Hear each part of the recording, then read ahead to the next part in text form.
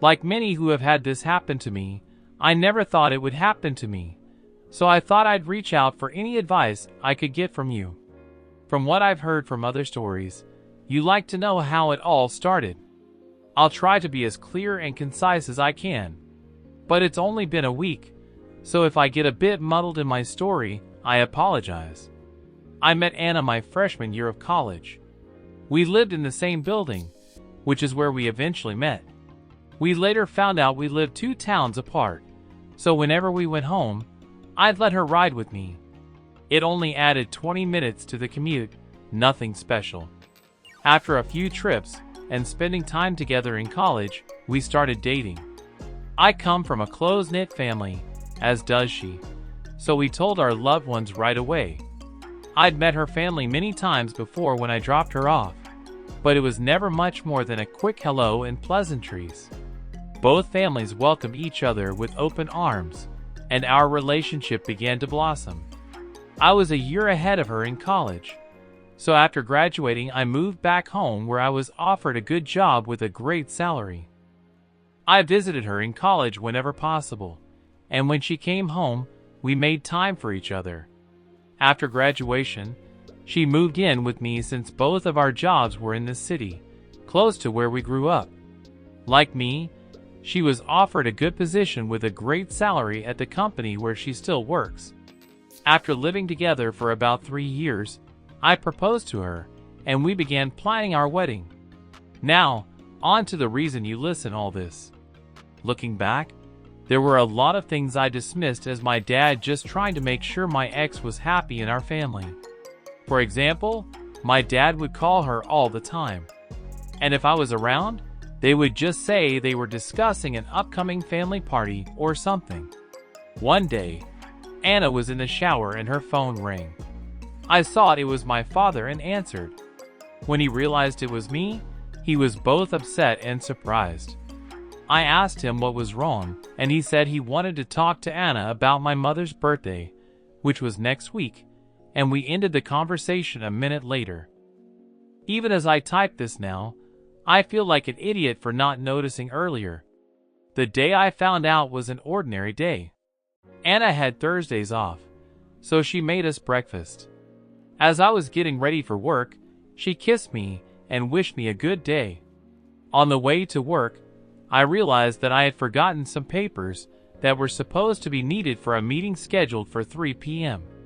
I shrugged and decided that I would pick them up at home at lunchtime.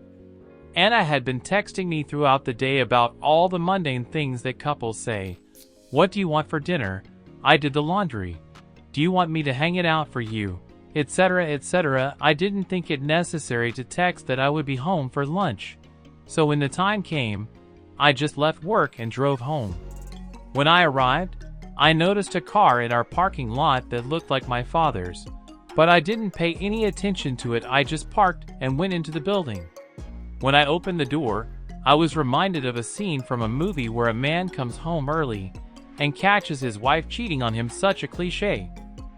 There were tracks of his and her clothes leading into the bedroom, and faint moans echoing throughout the apartment. I stood by the door in complete shock. My mind was filled with a mixture of rage, sadness, and disgust, but if you were a fly on the wall, you would see that I looked like a statue that couldn't move. When I finally came to, not realizing how much time had passed, I took out my phone to record what was happening, picked up the clothes that were lying on the floor, and threw them into the hall. Then I filmed my steps towards the bedroom. The door was open. I stood in the doorway filming for about a minute, then turned on the light. They both jumped at the sudden light, looked at me, and to my complete shock, my father was in the bed with her. When the numbness wore off, my father noticed that I was recording. He started to panic, trying to find something to cover himself with, and asking me to stop recording. He found a towel, wrapped it around himself, and started walking towards me. I told him that if he didn't want to get hurt, it was better not to come near me. He either didn't care or didn't hear me. He tried to get my phone. I hit him right in the jaw. His head bounced off the door and hit the floor. Anna screamed. I pointed the camera at her and asked, Are you worried about your sexual partner? And the groom has nothing to say? Dad woke up after a minute of blackout, and I told them I was just stopping by to pick up something. You're dead to me. You're not my father anymore. But maybe you'll want to go home and talk to your mom, because I'm going to talk to her very soon. I sat in the car for a long time until one of my bosses called and asked where I was.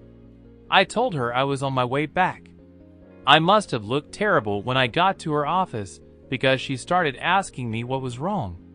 I told her nothing and that I would be fine. I watched her scan me from head to toe. She noticed the blood on my collar and jumped up and rushed over to me and said I was bleeding. I looked down and said it was my dad's. She looked confused, so I took out my phone and showed her the video. She watched the whole thing. She had met Anna a few times but never my dad. She sat in silence for a while until it dawned on her that my fiancé was cheating on me. And not just cheating, but with my dad. She asked if there was anything she could do, suggesting that I take the day off. But I said I couldn't go back there right now, that I needed a minute and I would be ready for the meeting, and I had a spare shirt in my office. The meeting went well. I put on a smile as if nothing had happened. After the meeting, my boss came up to me and asked how I was managing to hold up, but I simply said I didn't know and went to my office. Then I went home, and for the first time in a long time, I was alone. I'm sorry I said so much, but it was therapeutic to tell it all. I just don't know what to do. I definitely need to get the hell out of this apartment. I just can't live here anymore, and there's no way I'm going to sleep in this bed again. Hello, my name is Jacob. I live with my parents. We have a huge, well-appointed house with many rooms. I have my own floor, which can be accessed through a separate entrance. There, on the floor, there is a bathroom, a toilet, and even a small kitchen. This is a great option, and I was not planning to move out of my parents' place anytime soon. Unfortunately, lately I have come to understand that there are more minuses than pluses to this. I met Sarah, my girlfriend, almost 6 months ago. She moved to our office from a neighboring branch. I immediately noticed her. Small, fragile, with big glasses and gorgeous red hair. At first, she paid almost no attention to my attempts at courting me. More precisely, she simply joked about it. At least, that's what I thought. Jacob, you are, of course, a very nice guy, Sarah told me. But I like older men. Well, I'm already 5 years older than you, I answered. Even older, the girl answered with a smile. I didn't pay attention to it then. I really liked Sarah, and I decided that I would win her over, no matter what it took. Especially since she didn't refuse to communicate with me. It seemed like we had a friendly relationship, but it didn't go any further. We have a pretty warm atmosphere in the office. We often go out somewhere with the whole crowd. For example, to bowling, to the countryside, once we even went to a sauna. Once again, we were sitting and thinking about where to go for the weekend, not far away and inexpensive. I suggested that we barbecue on my property. The area there is large, we wouldn't be a bother to our parents. The guys accepted the invitation with delight. Of course, I was counting on the fact that in a calm, relaxed atmosphere I would have the opportunity to get closer to Sarah. That evening went wonderfully. We sang songs, played crocodile, grilled kebabs, drank beer. Then, late in the evening, I collected the dishes and decided to take them into the house. Anya volunteered to help. We went into the summer kitchen on the first floor, and it turned out that my father was drinking tea there. I introduced him to Anya, they exchanged a few phrases. And from the following Monday, Sarah was like a different person. She was the first to come up to me and offered to have coffee. I was happy and agreed. From then on, our communication began to develop rapidly. Sarah said that she really liked my house, the property was very cozy, and she liked to go out of town. She hinted that she would be happy to spend more time there with me. Our property was, however, well maintained, a beautiful, well-kept garden, a large heated pool, sun loungers. In general, it was a good place to relax. so I was not surprised. We started dating, and Sarah began to visit our house often. Naturally, she also communicated with my parents. Both Mom and Dad seemed to like her. I was happy. I didn't even pay attention to the warning signs. For example, the fact that Sarah began to try to spend more and more time alone with my father. When she found out that he liked to fix motorcycles, she said that she was also interested in it. And he was happy to explain everything, to show us. They could sit in the garage together for 2 or 3 hours.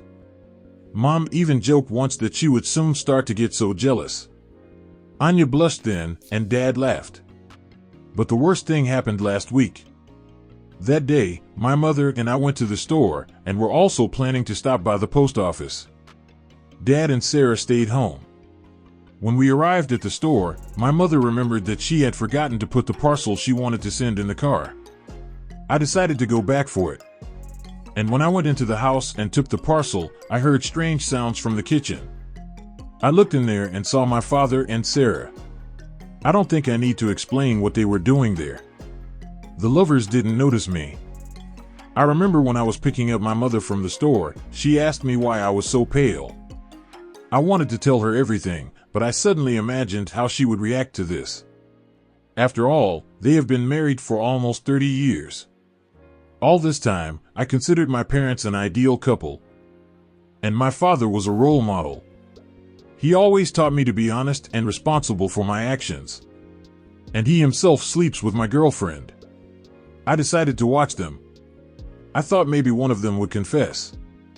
But a week has passed, and Sarah and her father are acting as if nothing had happened. Of course, I should break up with Sarah, but then my mother will definitely find out about what happened. And I understand what a blow that would be for her. I'm also very afraid that things are serious between them, and then I'll lose both my father and my girlfriend.